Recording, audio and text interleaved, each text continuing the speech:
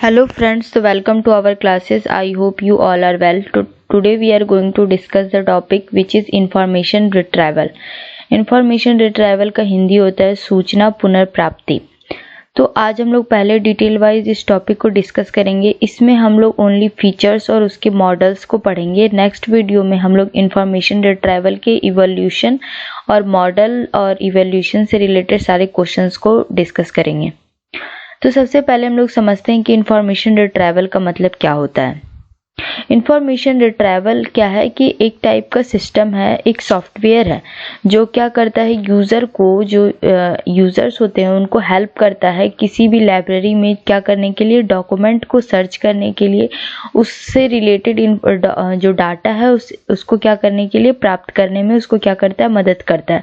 तो ये एक टाइप का सिंपली क्या है, सॉफ्टवेयर है जो कि आपको क्या करता है, मदद करता है ताकि आप क्या कर सके, अपने डॉक्यूमेंट्स को आसानी से लाइब्रेरी में खोज सके। वो आपको डिटेल्स दे देता है बाय कंप्यूटर में कि आपका ये डॉक्यूमेंट यहाँ पे रखा हुआ है, रैक वगैरह सारा कुछ क्या होता है, अपडेटेड रहता है, कंप्यूटर में, सिस्टम में अपडेटेड रहता है। फिर जैसे ही हम लोग IR के मेथड से उसको सर्च करते हैं तो हम लोग को उसका सारा डिटेल मिल जाता है कि लाइब्रेरी में कौन सी किताब, कौन कौन से ऑथर की इस रिलेटेड से, इस बुक से रिलेटेड रखी हुई है, कहाँ पे रखी हुई है, सारा कुछ डिटेल्स हम लोग को मिल जाता है।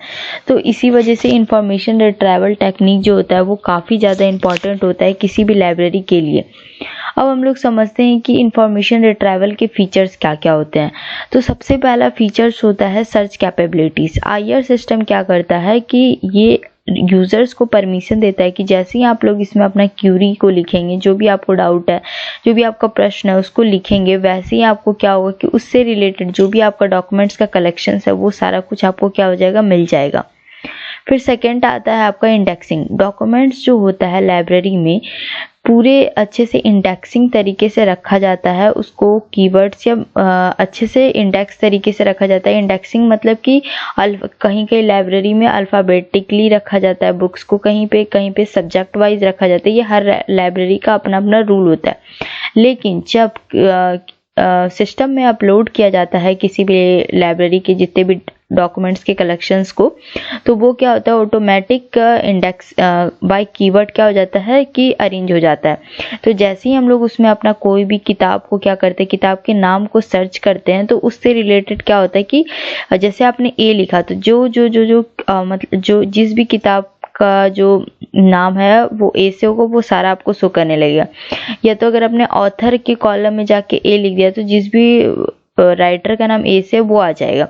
तो इसी तरीके से क्या होता है, इंडेक्सिंग तरीके से भी अरेंज रहता है, जिससे हम लोग को लाइब्रेरी में इंफॉर्मेशन रिट्राइवल के टेक्निक से हम लोग को लाइब्रेरी में डॉक्यूमेंट्स को सेलेक्ट करने में, डॉक्यूमेंट्स को जल्दी से प्राप्त करने में, सर्च करने में काफ़ी ज़्यादा क्या होती है, मदद मिलती है। फिर सेकेंड थिंग आता है क्यूरी एक्सपेंशन। क्यूरी एक्सपेंशन में का हिंदी होता है प्रश्न विस्तार। इसमें क्या होता है कि IR सिस्टम आप लोग को ऑफर करता है कि आप अपने डाउट्स को क्या कर सके, एक्सपेंड कर सके, कि आपको एक टाइप का फीचर प्रदान करता है। इसमें क्या होता है कि जैसे आपने अपने जो भी कुछ आपको सर्च करना है, अपने प्रश्न को सर्च किया, उससे रिलेटेड भी आपको टर्म्स अगर आप सर्च करते हैं या तो कुछ उससे सिनोनिम्स सर्च करते हैं तो भी आपको क्या हो जाएगा कि आपका ओरिजिनल जो डॉक्यूमेंट है उससे आप लोग मिल जाएंगे।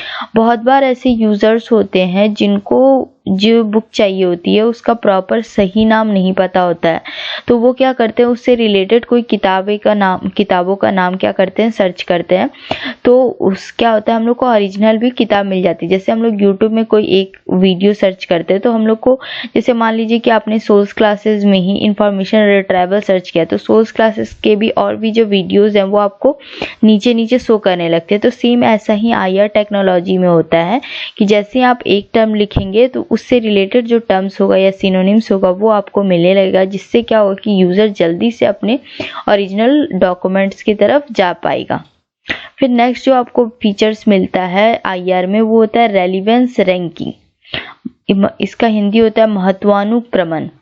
अब देखिए बहुत बार क्या होता है कि किसी एक बुक, जैसे मान लीजिए कि अभी जो सब्जेक्ट का पढ़ाई चल रहा होता है, जिस सेमेस्टर में जिस किताब का ज़्यादा डिमांड हो रहा होता है, तो लाइब्रेरी में ज़्यादातर क्या करते हैं बच्चे, उस किताब को ज़्यादा ढूंढने के लिए आते हैं। तो जिस किताब का ज़्यादा डिमांड होता है उसको क्या करता है IR अपने तरीके से अपने लेवल पे क्या कर देता है, उसको रैंकिंग कर देता है। तो जैसे आप उसका सिंगल वर्ड भी लिखेंगे IR में, तो वो क्या होगा, आपको सबसे पहले वो किताब का नाम आने लगेगा। जैसे हम लोग के ये मोबाइल में भी होता है कि हम लोग जिस चीज़ को ज़्यादा बार टाइप करते हैं वो कीवर्ड में अपने आप शो होने लगता है। क्रोम में भी अपने आप जो हम चीज़ टाइप करते हैं तो अपने आप वो चीज़ क्या होता है, नीचे दिखने लगता है। सेम IR में भी होता है कि अगर आप जिस किताब को या तो जिस ऑथर की बुक्स को आप ज़्यादा बार सर्च करते हो उसको रैंकिंग मिल जाता है, वो अपने आप शो होने लगता है। फिर आता है नेक्स्ट स्केलेबिलिटी, अस्थायित्व। इसमें क्या होता है कि IR के टेक्नोलॉजी के आने की वजह से कोई भी लाइब्रेरी क्या कर सकती है, large volumes of data, large volumes of documents, उसका क्या हो सकता है, कलेक्शंस क्रिएट हो सकता है। क्योंकि देखिए जब हमारे पास बहुत सारी बुक्स होगी और जो यूजर्स हैं उस किताबों तक तो पहुंच नहीं पाएंगे, तो वो क्या होगा, हमारा कलेक्शन बर्बाद हो जाएगा। लेकिन वही अगर हमारे पास बहुत सारा कलेक्शंस रहेगा और यूजर्स क्या उन कलेक्शंस तक पहुंच पाएंगे, तो हम क्या करेंगे, ज़्यादा से ज़्यादा अपने मटेरियल्स को एक्सपेंड करेंगे। तो यही चीज़ होता है, IR टेक्नोलॉजी की वजह से यूज़र्स को लाइब्रेरी में कौन कौन सी किताब है उसके बारे में पता चलता है, वो उन किताबों तक पहुंच पाते हैं। तो कोई भी लाइब्रेरी जिसके अंदर IR टेक्नोलॉजी होती है वो क्या करती है, लाइब्रेरी के एक्सपेंशन पे ध्यान देती है, उनके कलेक्शंस पे ज़्यादा ध्यान देती है और ज़्यादा से ज़्यादा कलेक्शंस करती है। तो ये होता है स्केलेबिलिटी, अस्थायित्व। अब देखिए नेक्स्ट है फिल्टरिंग। फिल्टरिंग का मतलब क्या होता है, फिल्टरिंग में ये होता है कि IR के मेथड से आप क्या कर सकते हैं, किसी भी किताब का डेट या लेखक या उसका विषय या किस टाइप का वो आपका डॉक्यूमेंट टाइप है, आप इस अलग अलग चीज़ से भी क्या कर सकते हैं और किसी भी किताब तक जा सकते हैं। ऐसा ज़रूरी नहीं है कि आपको किताब का टाइटल ही याद होगा तो ही आप उस किताब तक पहुंच पाइएगा। अगर आप राइटर का भी नाम लिखेंगे तो भी क्या होगा कि आप अपने जिस किताब को आप चाहते हैं, जिस किताब को आप पढ़ना चाह रहे हैं, वो किताब आपको मिल जाएगा। तो फिल्टरिंग का भी एक क्या होता है, फीचर होता है IR टेक्नोलॉजी में। फिर आता है यूज़र इंटरफेस।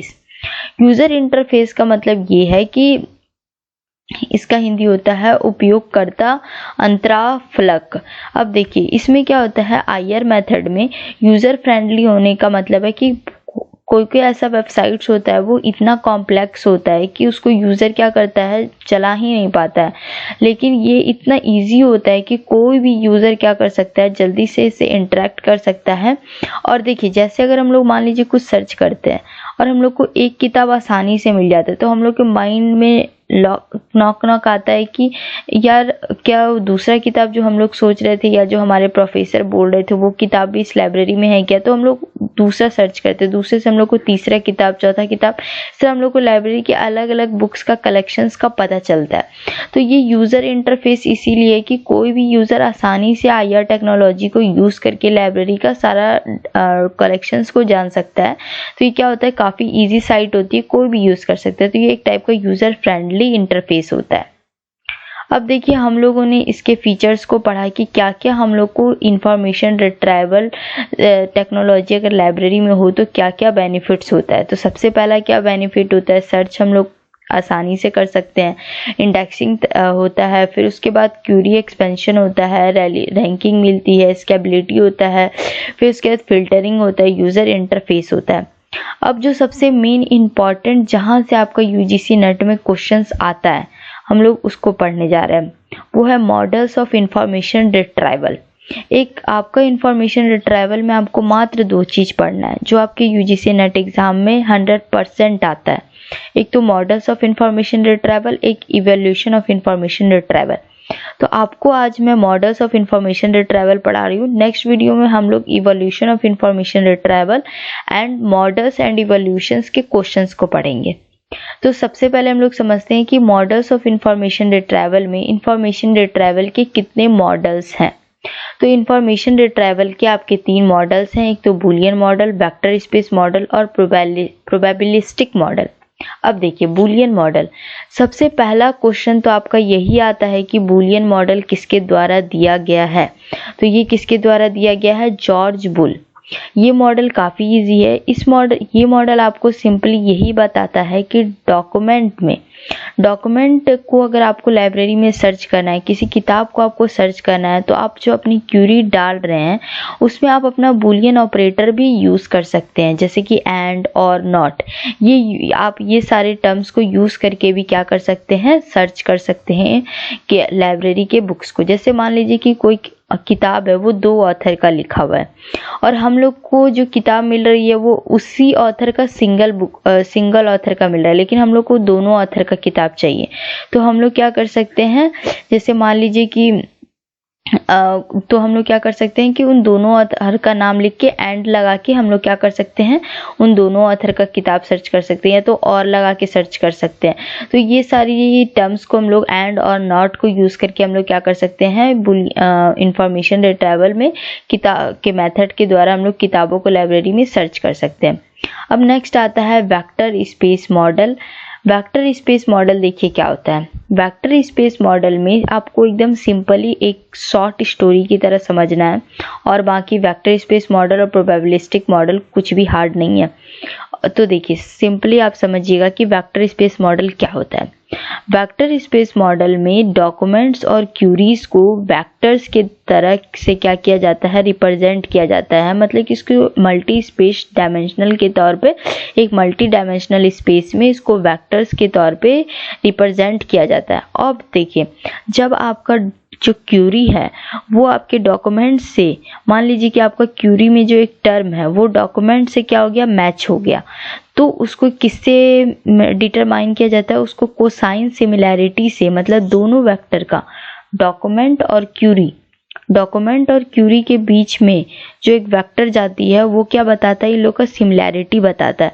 तो कोसाइन सिमिलैरिटी ही क्या बताएगा आपका कि जो क्यूरी है और जो डॉक्यूमेंट्स है उससे क्या हो गया, मैच हो गया है।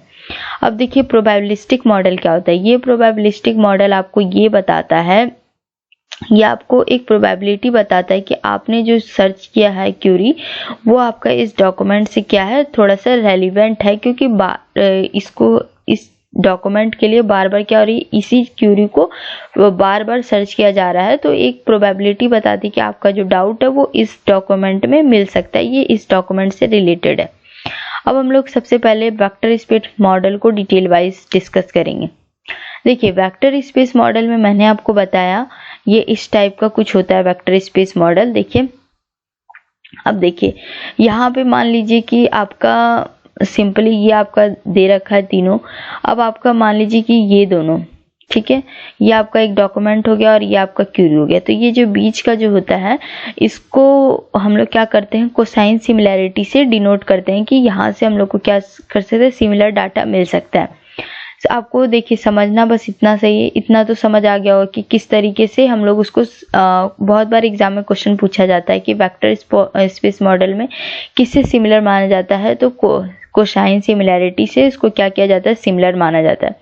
तो आपको समझना है कि वेक्टर स्पेस मॉडल में देखिए हर एक वेक्टर जो होता है अपने आप में एक वर्ड को क्या कर रहा होता है, कैरी कर रहा होता है। अगर देखिए in this model each document and query, इस मॉडल में हर एक डॉक्यूमेंट और क्यूरी क्या किससे रिप्रेजेंट किया जाता है, सबसे पहले तो वेक्टर से रिप्रेजेंट किया जाता है। और इस वेक्टर को हम लोग किस में शो करते हैं, मल्टी डायमेंशनल स्पेस में, ठीक है। इसको हिंदी में कहा जाता है बहुयामी अंतरिक्ष में। फिर उसके बाद इसका जो हर एक आयाम होता है वो या तो आप समझिए तो हर एक डायमेंशन वो क्या करता है, हर एक वर्ड को रिप्रेजेंट कर रहा होता है। उसके बाद अगर मान लीजिए कि हर एक डॉक्यूमेंट और क्यूरी का जो एक एक वर्ड है उसको काउंट किया जाता है। अगर वर्ड जो है, जो सिमिलर वर्ड हम लोग जो सर्च कर रहे हैं वो उस डॉक्यूमेंट में मिल जाता है तो उसको कैलकुलेट किया जाता है। अगर वही वर्ड, मान लीजिए कि जो वर्ड हम लोग सर्च कर रहे हैं वो उस डॉक्यूमेंट में मिल गया, तो क्यूरी का जो वर्ड है वो तो काउंट करेंगे ही, लेकिन जो वर्ड हम लोग जो सर्च कर रहे थे वो हम लोग को डॉक्यूमेंट में भी मिल गया तो हम लोग उसको भी काउंट करते हैं। तो इस तरीके से हम लोग क्या करते हैं, उसको कैलकुलेट करके हम लोग उसको कोसाइन सिमिलैरिटी में शो करते हैं। जब वो क्यूरी जो हम लोग का जो सर्च करने का जो क्वेश्चन है वो हम लोग के डॉक्यूमेंट से मैच कर जाता है तो हम लोग उसको एक रेलिवेंट कोसाइन सिमिलैरिटी से शो करते हैं। तो ये हमारा वेक्टर स्पेस मॉडल है। इसमें आपको कुछ नहीं समझना है, बस एक सिंपल शॉर्ट स्टोरी की तरह समझना है कि वेक्टर स्पेस मॉडल में क्या किया जाता है, हर एक डॉक्यूमेंट और क्यूरी दोनों को वेक्टर में शो किया जाता है। किसमें, तो मल्टी डायमेंशनल स्पेस में। और जो आपका जो रेलिवेंट है, जो अगर मान लीजिए मिल जाता है तो उसको किससे मैच किया जाता है, कोसाइन सिमिलैरिटी से, दोनों वेक्टर के बीच में से शो किया जाता है। यह है आपका वेक्टर स्पेस मॉडल। उसके बाद इसमें क्या किया जाता है, जो डॉक्यूमेंट है हर एक वेक्टर क्या करता है, एक वर्ड को कैरी करता है डॉक्यूमेंट। और मान लीजिए जो वर्ड हम लोग सर्च कर रहे हैं वो क्यूरी में है तो हम लोग उस टाइम पे भी वर्ड को कैलकुलेट करेंगे, और वही वर्ड अगर हमारा डॉक्यूमेंट में भी मिल जाता है तो हम वहाँ भी उस वर्ड को कैलकुलेट करेंगे। उसके बाद एक सिमिलैरिटी क्या किया जाता है, एक वेक्टर शो किया जाता है जिसको हम लोग कोसाइन सिमिलैरिटी कहते हैं कि ये जो है हमारा डॉक्यूमेंट इंफॉर्मेशन रिट्रीवल टेक्निक के द्वारा क्या हो गया है, मैच कर गया, हमारा क्यूरी से डॉक्यूमेंट मैच कर गया और यूजर को क्या हो गया कि उसके चॉइस का जो वो सर्च कर रहा था वो उसको मिल गया है। तो ये होता है वेक्टर स्पेस मॉडल। अब हम लोग समझते हैं प्रोबेबिलिस्टिक मॉडल। प्रोबेबिलिस्टिक मॉडल में क्या किया जाता है, इसको कैसे कैलकुलेट किया जाता है वो हम बताते हैं। इसमें क्या किया जाता है, संभावनाओं के हिसाब से क्या किया जाता है, दस्तावेज के प्राप्ति को बताया जाता है। पहला तो हम लोग समझ गए, यह मॉडल विभिन्न शब्दों या शब्द समूहों के उपयोग के आधार पर एक दस्तावेज की महत्वाकांक्षाओं को निर्धारित करने के लिए उपयुक्त है। यह दस्तावेज के महत्व को संभावनाओं के रूप में व्यक्त करता है, जिससे प्रयोक्ता को एक प्रत्युत्तर के रूप में संभावित प्राप्ति की जानकारी प्राप्त होती है। प्रोबेबिलिस्टिक मॉडल में सिंपली यही है कि इसमें क्या किया जाता है, प्रोबेबिलिटी के हिसाब से डॉक्यूमेंट को बताया जाता है कि ये डॉक्यूमेंट से क्या है, रेलिवेंट है। जैसे मान लीजिए कि हमने कुछ सर्च किया तो एक प्रोबेबिलिटी बताया जाता है कि ये चीज जो है इस डॉक्यूमेंट में से रिलेटेड है, इस डॉक्यूमेंट में मिल सकता है, कंफर्म नहीं है, मिल सकता है। यही क्या बताता है, प्रोबेबिलिस्टिक मॉडल बताता है। फिर सेकेंड थिंग, इसमें ये प्रोबेबिलिटी कैसे बताया जाता है कि ये डॉक्यूमेंट में ही मिल सकता है, तो ये किससे बताया जाता है कि आपका जो बार बार आप जो वर्ड्स को सर्च कर रहे हैं या जो आप वर्ड के ग्रुप से क्या कर रहे हैं उस सर्च कर रहे हैं और बार बार अगर वही डॉक्यूमेंट्स आपका आईआर सिस्टम क्या कर रहा है, शो कर रहा है, तो एक हम अनुमान लगाते हैं कि शायद जो हम लोग सर्च कर रहे हैं वो इस डॉक्यूमेंट में क्या हो सकता है, मिल सकता है। तो ये होता है हमारा एक प्रोबेबिलिस्टिक मॉडल। फिर नेक्स्ट है हमारा Boolean model of information retrieval. ये तो मैंने बता दिया कि इसमें क्या हो जाता है, बुलियन लॉजिक के द्वारा हम क्या करते हैं, अपने इंफॉर्मेशन को सर्च करते हैं। अब थैंक यू फ्रेंड्स, मिलते हैं नेक्स्ट वीडियो में। तब तक हंसते रहेगा, पढ़ते रहेगा और चैनल को लाइक से सब्सक्राइब करना बिल्कुल मत भूलिएगा। तो ये हमारा पार्ट 1 है। इसके बाद पार्ट 2 में हम लोग इवैल्यूएशन ऑफ इंफॉर्मेशन रिट्रीवल पढ़ेंगे और मॉडल्स एंड इवोल्यूशन से क्वेश्चंस को डिस्कस करेंगे। Thank you.